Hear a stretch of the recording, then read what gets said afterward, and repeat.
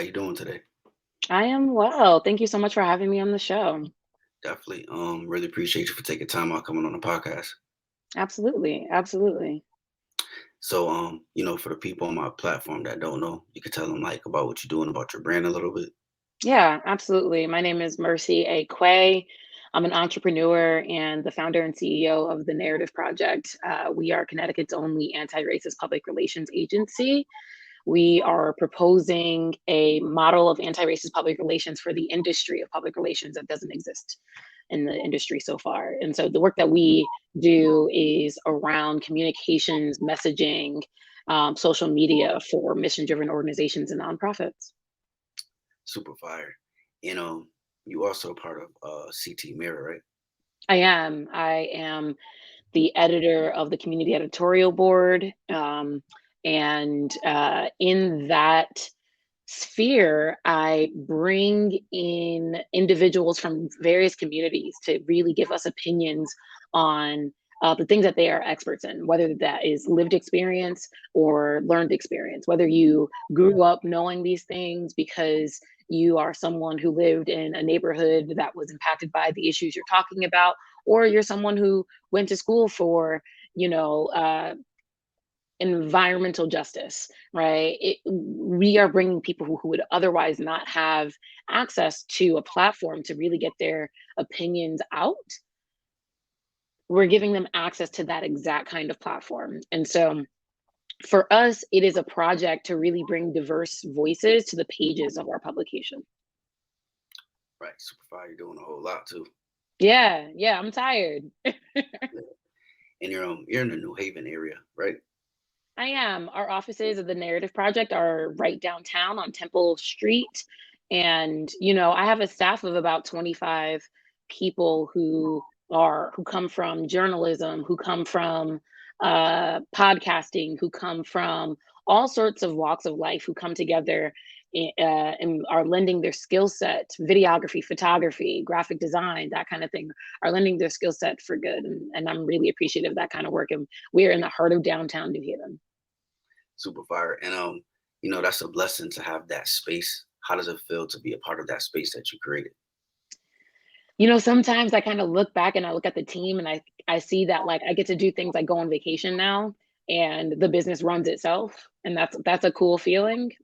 And I get to be in spaces with the team and just watch them take ownership as ambassadors of the brand and really, take on the name, the Narrative Project as their full identities. And that feels really good because it means that there's buy-in from the people who have joined the journey with us. And that's a really cool thing to like live in and experience. We just had a staff retreat, a 2-day staff retreat up in Massachusetts, and it was at a retreat center off the grid, right? Where we were in close quarters with each other, getting to learn more about each other, anti-racist training, company planning, strategy, tactics, things like that, really diving into the work.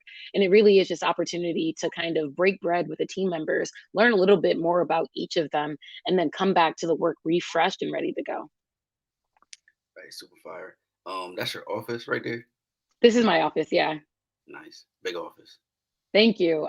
This is my office. Like I said, I'm actually right upstairs from Metcha. So if you are at Metcha and you open your Wi-Fi settings, you'll probably see the Narrative Project guest Wi-Fi. Super fire. And being part like from New Haven and that area, doing everything you're doing.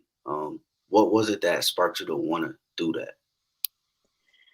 A couple things. I had been in journalism and communications for a number of years, and I had seen a need to have public relations be community informed.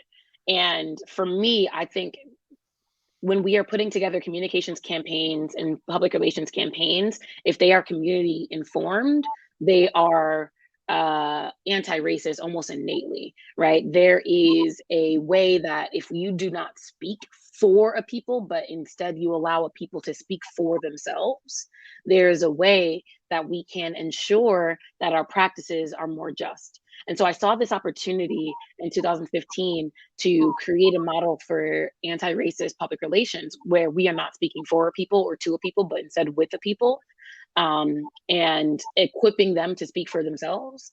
And there, for me, ended up being that piece. But then the other piece was I wanted to create a really great workplace, right? I had worked at places that literally drove me crazy.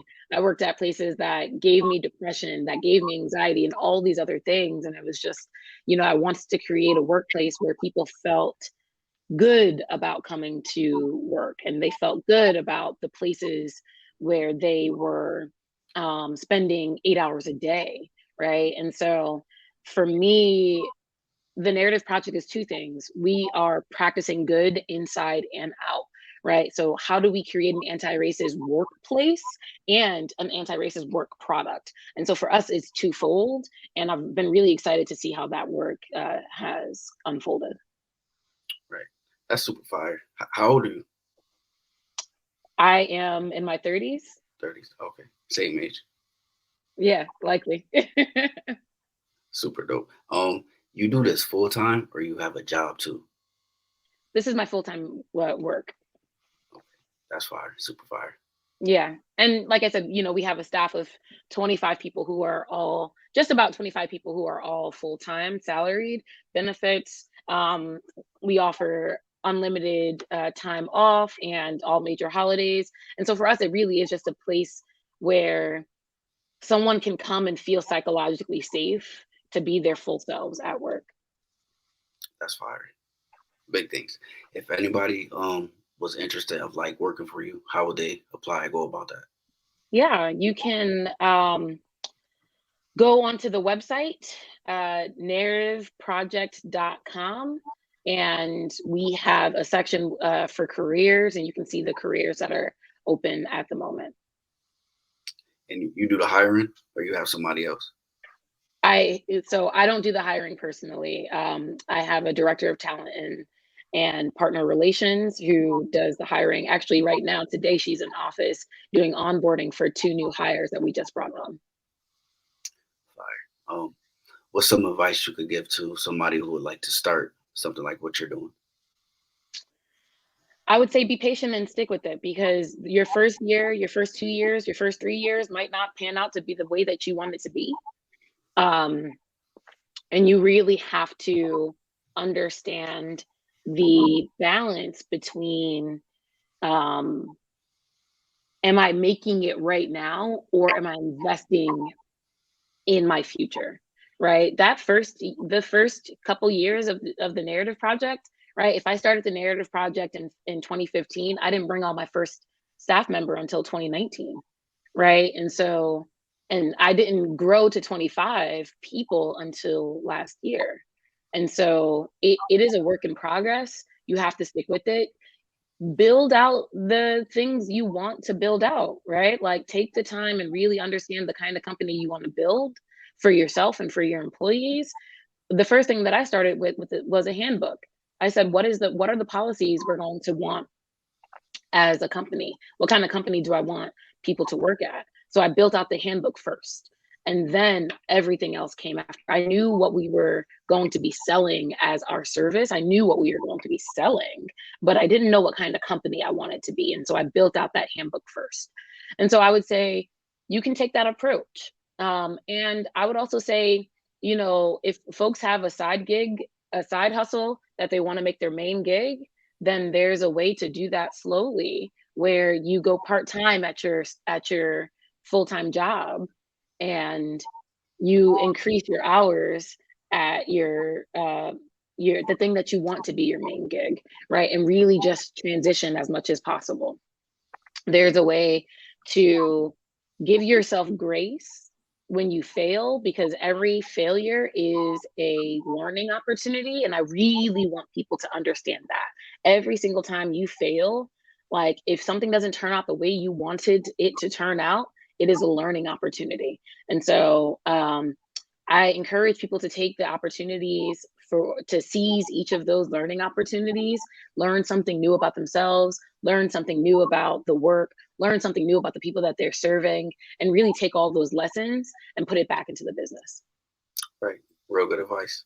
Um, what's a few things that you did during those times where, made you feel discouraged or it's not going the right way? And what did you do to keep going? Yeah, I think sometimes you have to practice a combination of things. The first thing that I would say is self-soothing, right? It sounds crazy, but and it sounds like something we do for toddlers. Oh, he's crying, he needs to learn how to self-soothe. But these are practices that as an adult you can get really used to because or it benefits you to get really used to it. And the reason I say that is this. As adults, we are trained, we are conditioned to seek outside validation, right? Like, did I do this well? Is this okay? Am I getting a congratulations? Is someone patting me on the back for the good work I'm doing? And we learn that through school, through grading. We learn that through looking for extra credit. We learn that through trophies, participation trophies. Everyone gets a participation trophy, right? That kind of thing. So for me, we learn these things that tell us that validation needs to come from outside of ourselves. And to some degree, it's good to have some external validation, but what we also need to learn is that internal validation is as important. We need to be our biggest hype man, and we need to internalize the lessons of, okay, I failed today. I'm going to take the lesson of that failure, apply it to tomorrow, and be better, right? If you are able to self soothe in your failure, then it means you're unstoppable. It means that no one, that even when all your cheerleaders are taking a break from you, have decided to turn their backs on you, or are focused on their own things. No judgment, no hard feelings, but just focus on their own things. You still are your number one cheerleader and you still have yourself to rely on to be your own motivation and discipline. Right, right. Fire. Good advice. Yeah. Um, what's a few things that you haven't done yet that you want to do with your brand? So what's really interesting, and I've said this to a number of organizations already, and it's out there in the press. You know, the Narrative Project right now is only in Connecticut. We're planning on expanding to DC, LA, and Chicago. I keep speaking that out everywhere I am because I'm speaking it into existence, and that's where the work is going to take us. I haven't done that yet, right? So we want to be in DC, LA, and Chicago in 10 years. We made that announcement in 2022. And so by 2032, we are hoping to be in 4 different locations. Right. I can see it. That's gonna happen. Thank you. I appreciate it. Crossing my fingers. Definitely. I see you got like a good drive. Did you always have like ambition and drive, or is that something you had to build and work on? You know, I was always an outgoing kid. And the thing about me was I always knew I wanted to be a reporter. From the time that I was 5 years old, I knew that I wanted to be a reporter. And inside doing that, it was really easy to know exactly what my path was going to be. Okay, so my path, if I want to be a reporter, I have to take journalism classes in middle school and then be on the journalism department in high school, become the editor for my the editor for my literary magazine in high school. Then I needed to go to a college where I could major in journalism and get a certain GPA, get on the dean's list, have an internship, meet people, do the things. And I did all of those things on a very steady path. And then I became a journalist. I became a reporter. At the time of becoming a reporter, I realized, okay, well, my university cost me 64,000 a year, but my first job out of college as a reporter offered me 28,000 a year. How am I going to make that work? How? Right? And so I needed to make a switch, and that's where public relations came in. But for me, I always knew what my path was going to be, and because I knew that I was going to be a reporter, and I knew that took poise, and I knew that that took energy, and I knew that that took charisma, I was willing and able to, and almost had this, I'll say, natural inclination to some of these attributes, right? Like I was willing to be a talker. I already was a talker at 5 years old. And that just continued to be honed in and processed through the rest of my education and career. Wow. And you said you started in middle school, like with the journalism. Yeah, even earlier. I started at 5. I started at 5. I started writing articles at 5. My grandparents got me a little tape recorder with a microphone on it, and I started going around and interviewing people and then watching the news, reading the newspapers, things like that. Wow, that's real young. That's real. It's very young. A lot of people don't know what they want to be by, when they're 5 years old. But by the time I was 5, I knew exactly what I wanted to be. And, you know, uh, there were big stories in the 90s that I was covering on my own, right? Like when I say covering on my own, I mean getting all the information and then writing my own stories about it. So, the Clinton sex scandal, I remember writing my own story about the Clinton sex scandal and asking my grandfather, "Can I say sex?" And he was like, if it's about the story, if it's in the story, then you can say it. And really, my grandfather had this way of telling me that if you want to understand a people, you have to understand their news. And so I would consume news from different places. My family was from Beaufort, South Carolina, so I would consume news from Beaufort, South Carolina, and we would get the newspapers from different places, New York Times, the Boston Globe, and all these different places. And so there was this way of, if I wanted to consume news, if I wanted to produce news, I had to consume news. If I wanted to understand a people, I needed to understand their news. And so there were all these ways that I was consuming it from a very young age. Right. That's real cool. Wow. Mad young, 5 years old. 5 years old. Yep. I got my interest in this like I'm 30 now. Well, I'm actually 31. I want to say when I was like 23. Okay. Yeah. So, so when they say that you become an expert after you have invested 10,000 hours into a singular thing, right? And 10,000 hours, if you think about it, that could break down to 15 years, depending on if you're focused. That could break down to 10 years, depending on if you're focused, right? You can get 10,000 hours in 5 years if you're extremely focused. And so if you've been doing this for, 8 years, then there is this way that, like, you are straight on your path to being an expert. Wow. I didn't know that. That's crazy. Hmm. um, what's like the rewarding parts of what you do? You feel like? Yeah, I think people will say, "Oh, you're an entrepreneur. You can take off all the time that you want. Oh, you can do this. Oh, you can do that. You work for yourself. You're your own boss." I'm not my own boss, right? My staff is the boss of me, right? If I have a staff of 25 people, I've got 25 bosses that I look to let me know. Listen, do you feel like um, you're included in the vision of the company? Do you feel like you're being led in the right direction? Right? I am accountable to each of these people. And when we say boss, it is really easy to think of boss as someone who just bosses someone around. For me, I think that when I think of boss, I think of leader, right? Who who can be the leader of a space, and how are they leading, right? And for me, the most rewarding part is being the leader of this organization to people who are all leaders in their own right. Right. That's a good way. That's a better way to look at it too. Hmm.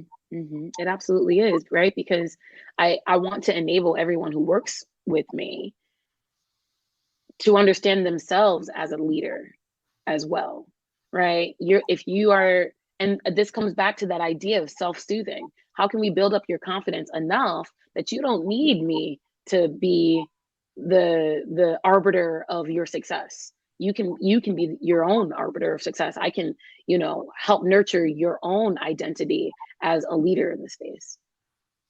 Right. Self-soothing. I'm about to get big on that. Yeah, absolutely. Absolutely. Right. How do you define professional success?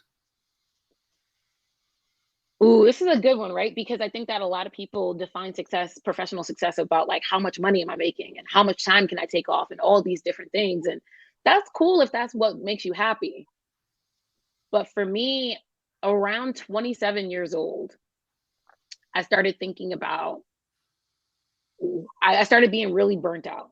I started getting really burnt out, and I I was at the top of my game, right? I was, very recently the director of communications for the state's second largest school district.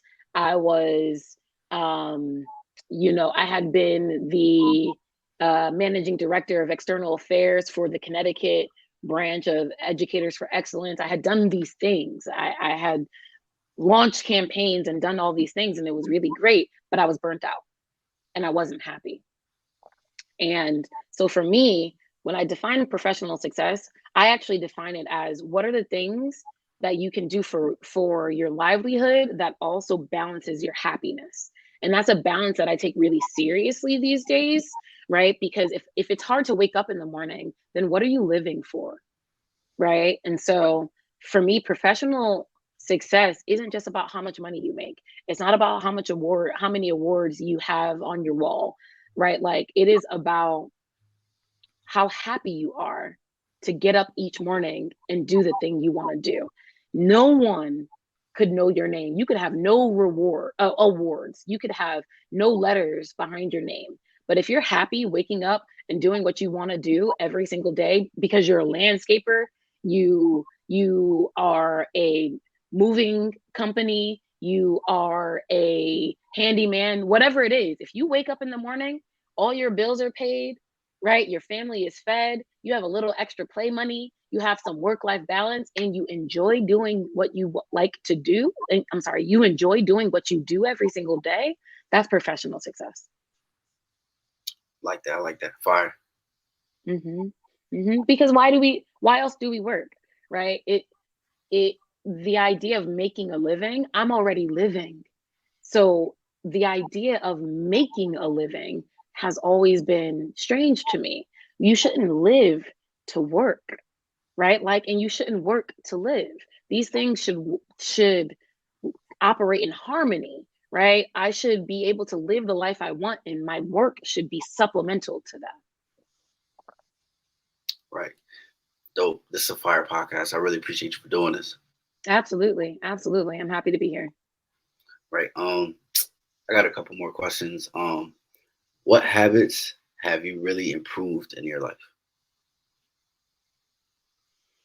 I think discipline. Let's talk about the combination between discipline and motivation, right? Because people talk about, oh, I'm just not motivated to go to the gym. I'm not motivated to go to work. I'm not motivated to do X, Y, and Z. I'm not motivated to put my effort into building my brand. I'm not motivated, or I lost my motivation. We talk a lot about motivation when we get into these social spaces, right? Where we think that, like, okay, well, what motivates you? What keeps you motivated? Sometimes you're gonna wake up and you're not motivated. So I Right. want to talk about discipline, right? The difference between motivation and discipline. Motivation is what happens when your discipline is there. But motivation isn't going to always wake up with you in the morning. Your discipline, right? We're talking about the difference between head and heart. Where your head is and where your heart is are different things. Your heart may be your motivation, right? The things that you're feeling during that day, the things that you are, passionate about during that day. This morning, I might not be passionate about work, but my head, the things that I'm thinking, the things that I'm strategizing on, the things that I am working through, that's my discipline. That is the thing that says, all right, I might not show up 100% today, but you know what? Even if I show up at 75% today, that's discipline, right? And that's understanding that I'm not going to be passionate about, you do podcasting. I might not be passionate about doing podcasting today, but I have the discipline to do so. And that's important, right? Because discipline is something that you work on. Discipline is something that you build. Motivation is something that transpires. Motivation is something that grows. Motivation is something that happens, right? Discipline is something that you build. Yeah, I got some. I'm real good with the discipline. Oh, good, good. Because not everybody is good with discipline, right? Like we expect motivation to carry us on a day-to-day basis, and sometimes you're not going to wake up with motivation. You just have to wake up with, all right, it's 5. I woke up at 5 o'clock today. Right? Like, all right, it's 5 o'clock. I don't want to get out of bed. I want 15 more minutes of sleep. But like if you're disciplined, you know that you get more out of losing 15 more minutes in order to invest in yourself for the rest of the day. Right. Word for the rest of the year. Discipline. Exactly. Discipline. So like, what's your daily routines like? Lots of people ask me this. I don't have a daily routine. I do not have a daily routine. And I really like talking to entrepreneurs who are like, oh yeah, my daily routine consists of me waking up at 5 a.m. every day. And I start my day with 45 minutes of cardio and 2 hours of you don't. You don't. You don't. Sometimes my daily routine looks like snoozing. Sometimes my routine looks like, okay, I got up and I checked email first thing in the morning. Sometimes it looks like walking my dog. Sometimes it looks like sitting in my backyard and meditating. Sometimes that looks like just figuring out what my day looks like and sitting quietly at my kitchen table with a latte or a cup of tea and just figuring out where I'm going to get my discipline from today. Right. And so regardless regardless of that motivation, discipline, balance that we talked about, every single day, what I do, even if I'm not going to the gym, even if I'm not, right, like walking the dog, meditating, reading a book, I listen to the news, right? Because I want to be an active consumer of information. And so I listen to the news every single day for 15 minutes at the very least. And I have transitioned over from being an active consumer of information to now I'm a passive consumer of information as well. And that passive consumption is important. That means that I'm listening to the news in the car, right? If it's the most important thing for me to do that day, I'm listening to it in the car. I'm listening to it when I'm at the office. It's just behind me playing, right? And then the active piece is I'm seeking it out. But when it's just behind me playing, it means I'm learning new ways to speak because I'm listening to new people speak. It means I'm learning about the world because I'm consuming information about things going on in the world. It means I understand the most important news of the day as per that publication, right? And so it gives me new perspectives and it gives me an understanding of what are other people thinking about today. If I'm interacting with people and the first thing I learned when I turned on the news that morning was that another unarmed black man was shot and killed, then I know that people around me are thinking about this unarmed black person that was shot and killed, right? And it gives me a way to tap into what people are thinking about and are talking about. I saw you tweeted not too long ago. You said, why did my Twitter icon turn into an X this morning? And I really loved that tweet because it must have been after a weekend or something where, the news of X popping out, you hadn't consumed that news yet. It was new to you, right? For me, it's really important that like whether it's the weekday or the weekend, I'm always consuming the news. I always know what's going on. So I saw your tweet and I was like, oh, mine hasn't updated yet. It's coming soon, right? But I already knew that it was coming because I was paying attention and I was listening to the news over the weekend. And that's my practice, right? My practice is trying to understand what people are thinking about. And the way that I do that is by listening to the news. Right. Super. I think you might be a genius though. I'm not a genius. I'm just somebody who tries to think about things intentionally. Right. I don't want to take too much of your time. I really appreciate you for coming on the podcast. Appreciate you for calling me. And we've been trying to get this on the schedule for a real long time. So I'm happy we've been able to. Right. Really appreciate it. Maybe we could do an in-person one soon. All right. Just let me know when. All right. Appreciate it. Have a good one. Thanks. Have a good one. Bye.